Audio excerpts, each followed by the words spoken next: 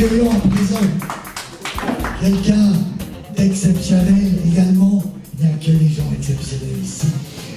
Qui prend des risques, qui a pris des risques énormes sur des sujets très très dangereux et que vous connaissez certainement tous, c'est Wilfried Pfister, excuse-moi de la façon d'exprimer, c'est bon.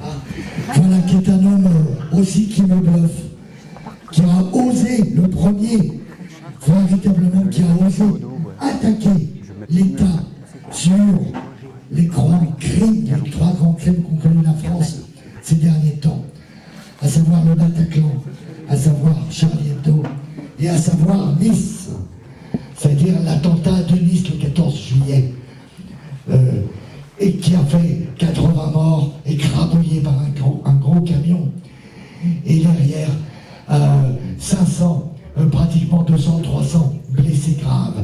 Eh bien, c'est le seul homme en France qui porte haut le verbe sur ces trois crimes gigantesques et qui devront être jugés et dont les auteurs responsables devront un jour être prenus. Un immense bravo, il a risqué sa vie, il a fait l'objet de 3 attentats et il continue avec une persévérance magnifique.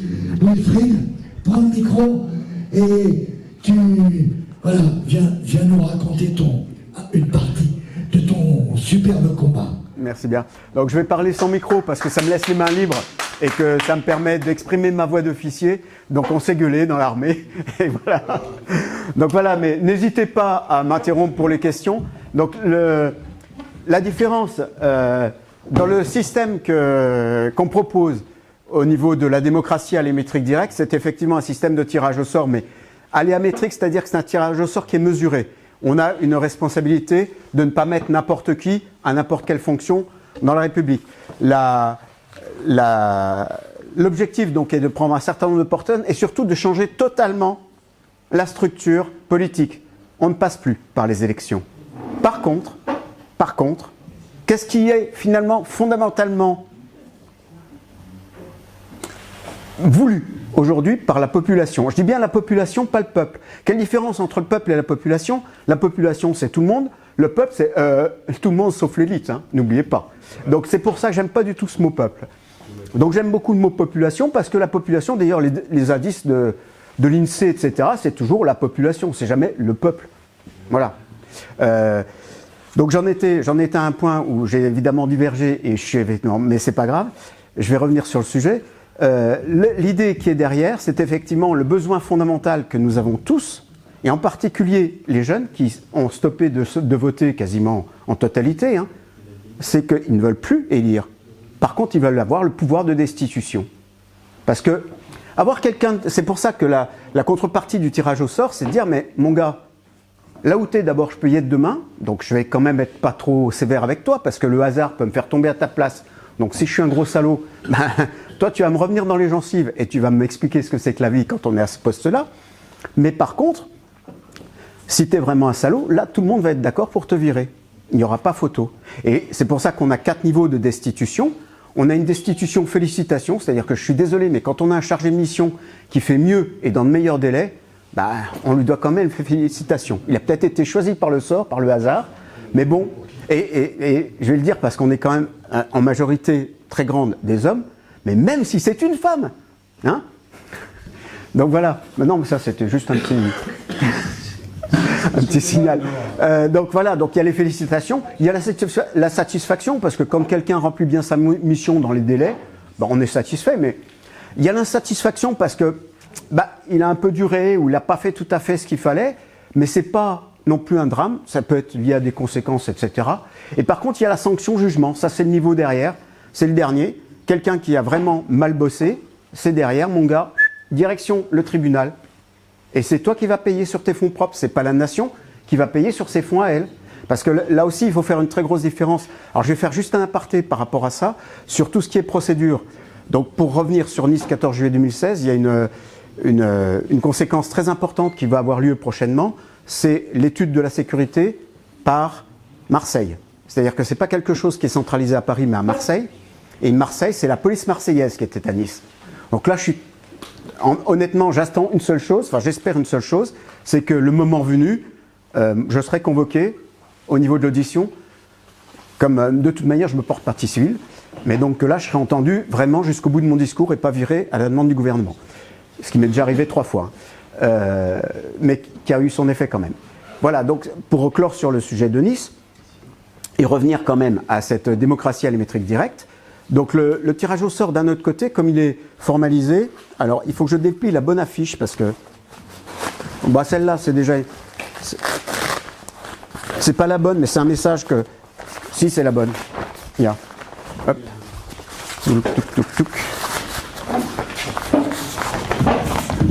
donc le message c'est, en clair, ouais, hop, hop. Ch'touk. Attends, on va le tendre un petit peu. Voilà. Donc je souffre d'addictopathie. Donc l'addictopathie, vous savez ce que c'est que l'addiction. On a besoin, c'est une drogue. Donc à la liberté, à l'égalité, à la fraternité, et surtout, parce qu'aujourd'hui c'est surtout le besoin prioritaire, c'est la justice. Donc voilà. Et donc, à part un régime démocratique où la population a le droit de destitution, ai-je une chance de guérir. Parce que la destitution, c'est quand même avoir le vrai pouvoir. Il y a pas, on nous fait miroiter le pouvoir d'élection, de choisir qui on veut. Et je pense que n'importe quelle personne, même assez jeune, elle se rend compte que de toute façon, celui pour lequel on a voté, si on a voté, il n'a jamais fait ce qu'il avait promis de faire. Hein. C'est même pas la peine de chercher. Moi, je me demande, qu'on me cite un seul président depuis que je suis né qui a respecté son programme ou ses engagements. Donc voilà. Donc là, vous avez la partie démocratie allométrique directe, quand il n'est plus les populations. Alors le mot que j'ai trouvé, parce que j'aime bien les mots extrémistes. Donc quand ça se termine par "iste", c'est toujours bien plus. Et donc pour moi, les gens qui sont ici, mais comme la majeure partie, même si on est très peu nombreux ce soir, il faut bien voir que la majeure partie de la population est ici virtuellement. Et ces gens-là sont citoyennistes, parce que ce qu'ils veulent être, c'est citoyens. Et donc dans le tirage au sort qui est déjà fait, ben, il y a effectivement 28 millions de personnes qui ont été tirées au sort de 7 à 77 ans, ce qui fait que ça couvre quasiment la totalité de la population française, qui ne seront pas actives en même temps, hein, c'est parce que le tirage au sort est fait sur plusieurs années. Mais comme ça, ces gens-là sont directement impliqués, directement décideurs. Et les personnes qui seront représentantes, enfin pas représentantes, qui seront chargées de mission du coup de ces personnes-là, devront dire, bah voilà, moi la population veut ça. Alors je t'emmerde toi si tu veux pas, mais moi la population veut ça. Et pour les élections européennes, donc il y a une liste qui a été tirée au sort, et comme ce sont des chargés de mission, en fait l'idée c'est pas de faire du Frexit, c'est de faire du Frexlead. C'est-à-dire que tout d'un coup, la France devient leader au niveau européen, et toutes les populations européennes prennent ce modèle. Et c'est quelque chose, même si on doute, c'est quelque chose qui est quand même extrêmement présent, parce que l'Europe, enfin toutes les populations européennes, quelles qu'elles soient, ont été écrasées par ce pouvoir hyper central et complètement déconnecté de leur réalité. Un Européen, c'est un chiffre, hein. En bas, point barre. C'est pas une personne. Voilà. Donc je ne sais pas si j'ai dit tout ce que je voulais dire, certainement pas, mais en deux phrases, mon propos, de faire la démocratie au sens propre du terme, c'est-à-dire que la démos c'est la population et Kratein c'est le pouvoir. La population a le pouvoir. Par rapport aux européennes, Si, il y a une liste qui a été tirée au sort, et donc c'est d'avoir... Alors, pour les européennes, notre ambition, c'est pas de remporter, comme on a 27 millions de personnes qui seront les donneurs d'ordre, 28 millions de personnes, vraiment, peu importe, on a 81 personnes qui seront leurs chargés de mission qui ont été tirées au sort. Et donc, l'avantage, c'est que quelqu'un qui a un numéro qui s'apparente peut dire, bah voilà, moi je prends ce poste-là. Et par contre, s'il y a quelqu'un qui a un numéro plus proche que le sien, il s'incline sur le fait que c'est finalement lui qui veut. Donc voilà, on est sur le vrai tirage au sort avec une volonté derrière. Parce que trouver est-ce que tu as les moyens de mettre en œuvre cette idée, là, d'ici les 3 mois ? Et donc, toute la population française, tu as des fichiers pour faire un tirage au sort sur toute la population Non, française. le tirage au sort était un vrai tirage au sort, c'est-à-dire que c'est un numéro de sécurité, numéro d'identification restreint, un numéro de sécurité sociale qui a été généré artificiellement par une machine, en respectant simplement le nombre de 1 et les 1 et les 2 pour avoir la bonne proportion, en respectant les années, etc. Et les départements, après, le reste du chiffre, on s'en fiche entre guillemets, puisque c'est là que cette partie, les gens qui vont être du bon mois, de la bonne année, de la bonne sexualité, du bon département, ils vont dire, bah voilà, moi je me porte pour volontaire. Et donc, Point barre. C'est un discriminant, c'est pas un identifiant tu fais pur. ton tirage au sort? Pardon? À quelle date tu fais ton tirage au sort? Il est déjà fait en ligne. Il est déjà fait. Oui, donc là c'est Donc pareil. les personnes de la liste sont déjà connues. Oui, non, les numéros sont déjà connus. Ouais. Les personnes de la liste ne sont pas encore connues, elles ne se sont pas déclarées. Mais demain, si vous allez sur démocratie.en2025.free.fr, vous avez la liste des personnes, vous pouvez tous candidater, dire voilà, moi je suis dans cette catégorie-là, je candidate, je suis une femme, il faut des 1, bah, je candidate. Et là, il y a forcément un numéro qui se rapproche plus de vous, mais voilà. Après, c'est le jeu. Est-ce que tu as besoin qu'il y ait une communication de fait sur ces Ah bah appels à oui, tous les gens candidature qui veulent communiquer là-dessus, oui, bien sûr. Parce que voilà, comment ça peut passer vraiment à une liste concrète qui se présente? C'est ça qui est il y a un maillon qui me manque là. Et c'est uniquement par communication des personnes. Ok. Voilà, moi le site existe, les numéros sont faits. Je fais effectivement, j'ai envoyé des courriers parce que ça a été très efficace pour d'autres opérations. Et l'objectif après, je ne compte pas du tout sur le support médiatique, puisque à partir du moment où on est démocrate au vrai sens du terme, le support médiatique on n'aura pas. Donc en matière, quand je demandais une synthèse en 2 phrases, c'était ça, tu vois, que tu dises, allez sur le site et... alors pardon d'avoir un peu plus... Quelque chose comme ça. Voilà, Merci. donc démocratie.en2025.free.fr et dad2023.fr. Il y a 2 sites dont je dois les avoir sur une de mes feuilles là. Donc je vais pouvoir... Hop. Donc oui, parce que tout ce qui est derrière, c'est... Voilà, l'idée là derrière aussi, c'est de dire que les meilleurs donneurs d'ordre, ce sont les enfants. C'est pas la presse. Hein. La presse, c'est bien comme ça, mais le gamin derrière, il dit « Oh, tu peux gouverner mon avenir ? Ben, bouge-toi le cul. » C'est bête à dire, mais c'est comme ça. Je vais avoir une question. On m'entend bien, on m'entend bien. J'ai une voix très forte et je porte plus bien. Pardon ? Alors, ma question, je l'ai commencé pendant que tu déplies tes pages. Ouais. En fait, moi, je suis chef de projet dans l'industrie. Ça fait 15 ans que je pratique ce métier. Et dans ce métier, ce qui est particulier, enfin, moi, les meilleurs chefs de projet, pour moi, c'est des gens, on dit chef de projet, mais il y a le mot chef, mais vous n'êtes jamais chef, en fait. Vous n'êtes pas chef du tout. Vous êtes au service du projet. À partir du moment où vous pensez que vous êtes chef de quelque chose, vous valorisez et vous mettez votre ego en avant. Et il y a quelqu'un qui s'appelle Idriss Aderken qui a dit que ce qui détruit le plus de valeur ajoutée dans un projet, donc là où vous parlez le plus de délai et d'argent, c'est quand c'est l'ego. Et donc, il ne faut pas mettre votre ego dans les projets. Donc moi, je pratique ce métier depuis très longtemps et je peux vous dire que j'ai beaucoup travaillé sur mon ego, mais vraiment. Et les meilleurs chefs de projet, donc c'est des gens qui ont travaillé sur leur ego et ils sont sur des postes transverses. Donc il y a, du planning, il y a de la coordination, il y a énormément de diplomatie, il y a énormément de négociations. C'est pas un métier facile. Et pour moi, un chef d'État, comme tu le destines et comme tu le prédestines, de ce que je comprends de ton vœu d'un président, de ce que tu attends d'un président, c'est un vrai chef de projet. C'est quelqu'un qui a intégré tous les aspects de la nation, c'est-à-dire l'économie, la monnaie, la géopolitique, la politique intérieure, l'éducation. Il faut vraiment quelqu'un qui soit vraiment très compétent. Pour moi, ça va être... Alors, ce qui est intéressant je vais finir par ça, c'est que dans le projet, il ne faut pas oublier un truc, c'est que dans le projet, vous êtes au niveau de votre valeur. C'est-à-dire que si vous mettez quelqu'un qui n'est pas au niveau, votre projet il va planter.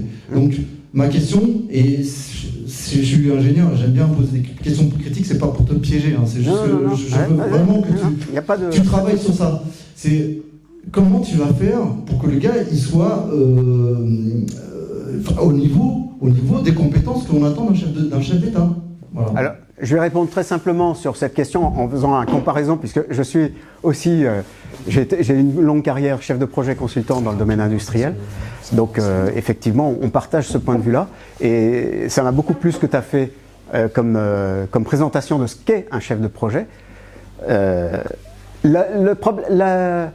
compétence est d'abord le fait que la personne est acceptée par la population.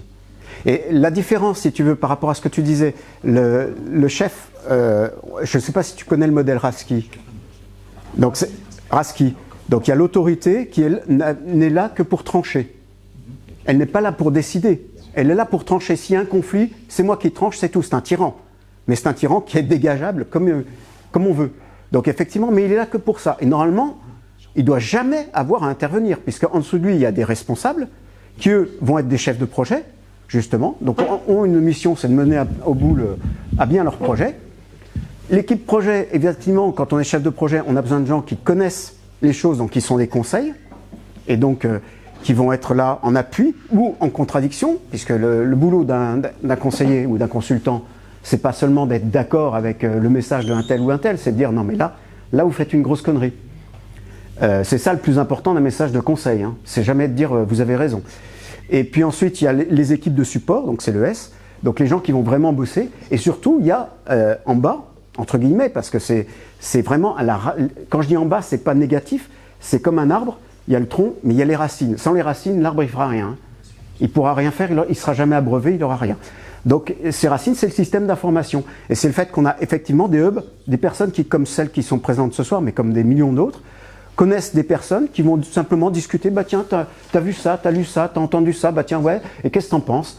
Et puis là, vous avez tout d'un coup cet effet qui va être ricoché et qui va faire que les gens vont en parler beaucoup plus globalement.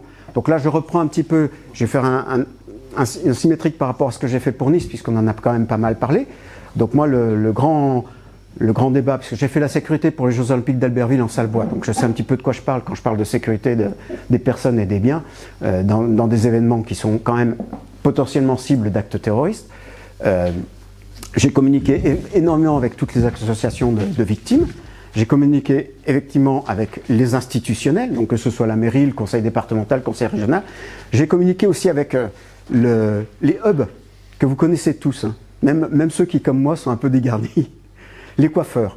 Les coiffeurs communiquent énormément.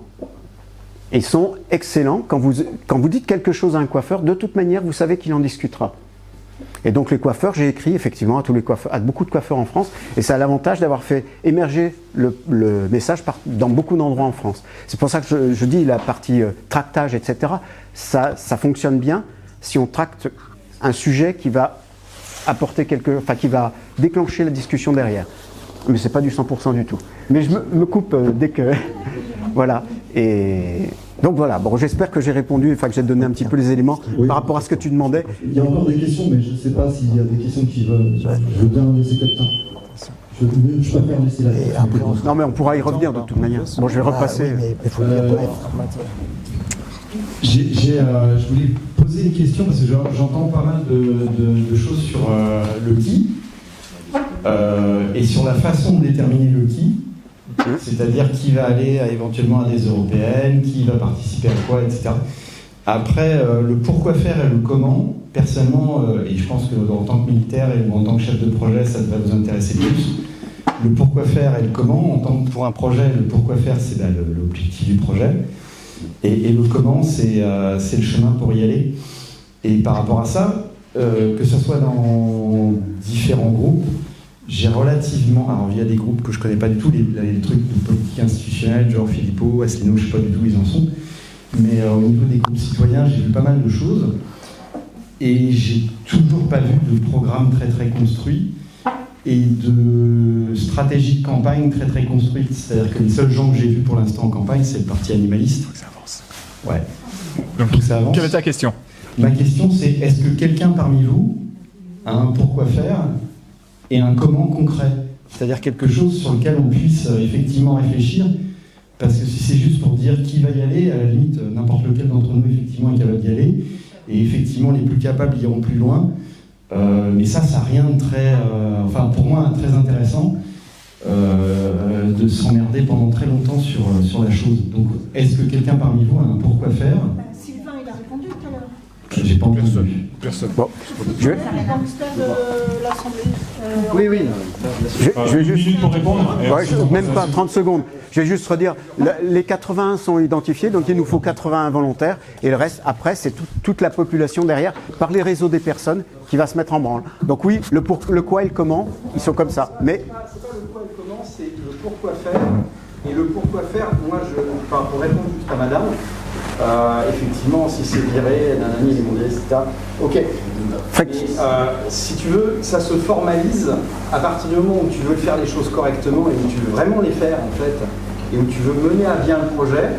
Tu t'arrêtes pas, juste à manifester éventuellement une haine ou une colère, tu la traduis en proposition politique concrète, c'est-à-dire ça s'appelle un programme.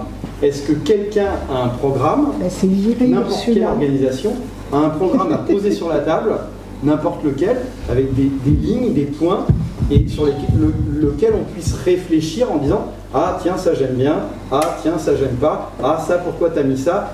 Un truc basique, quoi, voilà. Moi, je comprends que c'est un truc basique. Excusez-moi, là on part en débat. oui. On reviendra. Ouais, parce que s'il y a quelqu'un encore après moi. Non, il y a 4 personnes qui doivent passer. Hein. Il y a 4 personnes qui doivent passer. Merci beaucoup. Bah, merci à vous. Voilà. Merci Wilfried.